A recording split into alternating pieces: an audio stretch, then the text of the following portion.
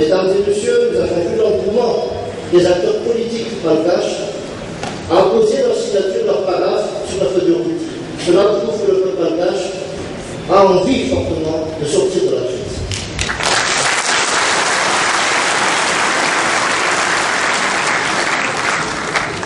On passe à la troisième partie qui sera marquée par la locution du médiateur de la SADC, Monsieur le ministre Leonardo Simão. Zotica, dia juga madaraka fatem zany dia madaraka dia milateny ataony falelalena ny SADC andriamatoa Leonardo Simão.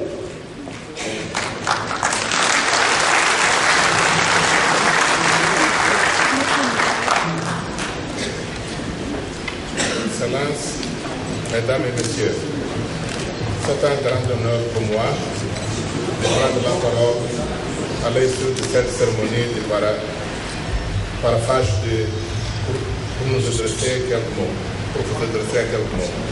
Je souhaite d'abord exprimer mes remerciements à tous les membres du monde diplomatique et de la société civile malgache ainsi qu'à la communauté internationale pour le soutien accordé à notre équipe de médiation durant cette longue période processus de négociation. Comme vous le savez tous, la crise politique à Madagascar dure depuis des années et a causé un doute considérable à l'économie ainsi qu'au moral de la population déjà durement affectée par la crise économique internationale. Il est plus que temps que cette crise trouve une solution dans l'intérêt de tous et c'est dans cette optique que notre équipe, sous la direction du président Chissano, a toujours travaillé.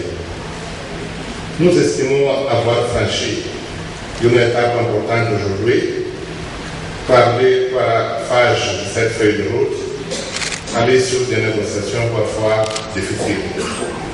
Ces documents constitue maintenant une base commune sur laquelle il appartient à la classe politique malgache de constituer un gouvernement transitionnel inclusif qui aura pour but d'abord et avant tout de préparer le pays à des élections crédibles, libres et transparentes. Ce n'est qu'à l'issue de ces élections que nous pourrons considérer le retour du Madagascar à l'ordre constitutionnel. Il reste donc beaucoup à faire dans les court et moyen terme. Dans les court terme, la classe politique malgache est invitée à participer aux consultations qui vont aboutir au choix du Premier ministre de consensus et à la restructuration des institutions de la transition. À ce sujet, nous lançons un vibrant appel aux politiciens de mettre en avant les intérêts de la nation malgache. Je souhaite aussi rappeler que les mandats qu'ils recevront au sein de ce gouvernement de transition n'est que provisoire, car il apprendra au peuple d'employer les mandats légitimes par la voie des urnes.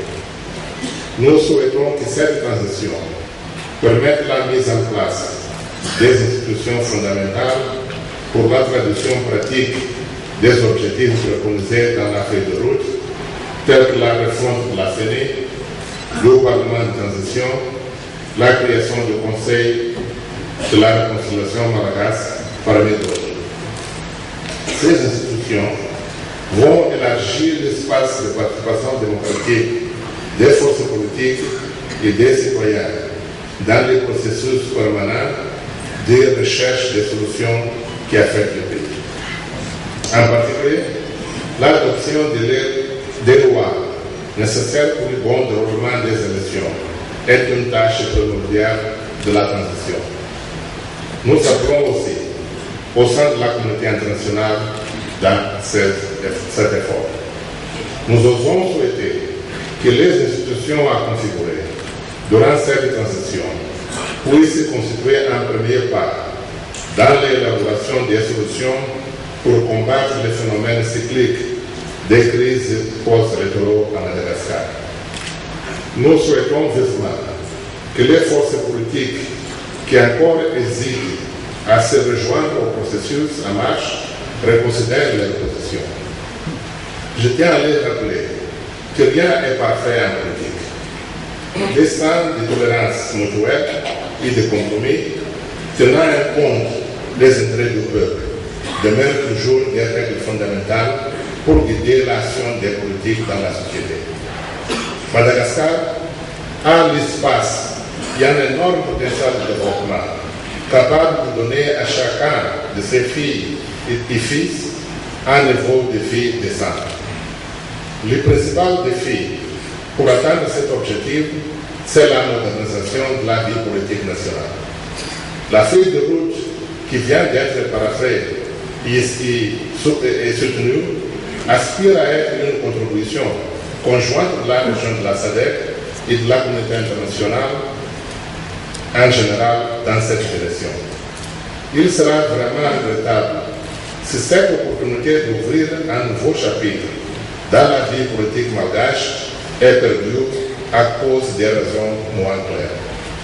Pour terminer, je réitère mes remerciements à la classe politique malgache, particulièrement aux forces politiques parties prenantes à cette feuille de route, à la société civile et à la communauté internationale pour le soutien qu'ils ont accordé durant notre séjour à Madagascar.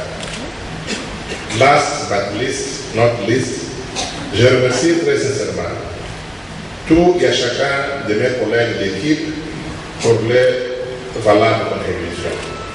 À tous nos vifs remerciements. Merci.